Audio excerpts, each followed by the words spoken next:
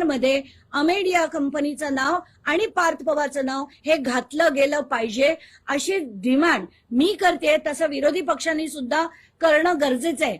ताकदीने ते करतील की नाही माहित नाही, मी तरी नक्कीच करणार. या अधिवेशनामध्ये अजित पवारांच्या राजीनाम्याची मागणी व्हावी असं वाटतंय का? कारण अधिवेशनात हा मुद्दा उपस्थित होईल. विरोधी पक्षांनी विशेषतः काँग्रेसने म्हटले की आम्ही हा मुद्दा उचलून धरू. मात्र जर पार्थ पवारांवरती गुन्हाच दाखल नसेल तर अजित पवारांपर्यंत पोहोचणार कसा हा प्रश्न? खरंच आहे, पण म्हणूनच मी म्हणते की FIR मध्ये पहिलं अमेडिया एंटरप्राइजेस LLP आणि पार्थ अजित पवारचं नाव हे घातलं गेलं पाहिजे.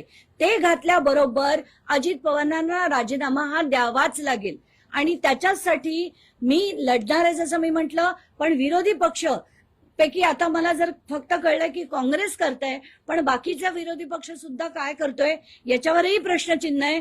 त्यांनी देखील करावं अशी नम्र विनंती मी त्यांना करते. ताई, आत्ताची माहिती हाती येते की 2 डिसेंबरला दिग्विजय पाटलांची चौकशी झाली. आर्थिक गुन्हे शाखेकडनं त्यांचा सविस्तर जबाब नोंदवण्यात आला आणि त्याच वेळी त्यांनी परवानगी मागितली होती की लग्न कार्यासाठी मला परदेशात जायचं आहे आणि चौकशीसाठी जर पुन्हा बोलवलं तर मी हजर राहील अशी ग्वाही दिग्विजय पाटलांनी दिल्याचं कळतं. ग्वाही सगळेच देतात, पण एकदा देश सोडून पळून गेल्यानंतर परत किती जण खरोखर येतात?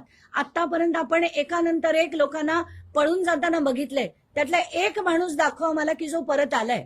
आत्ताच्या घटनेला ही माझ्या मनातली भीती आहे जी मी तुमच्या पुढे मांडली.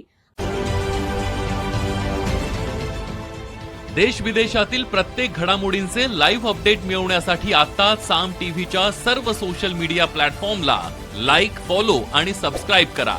तसंच सर्व नोटिफिकेशनसाठी बेल आयकॉन प्रेस करायला विसरू नका.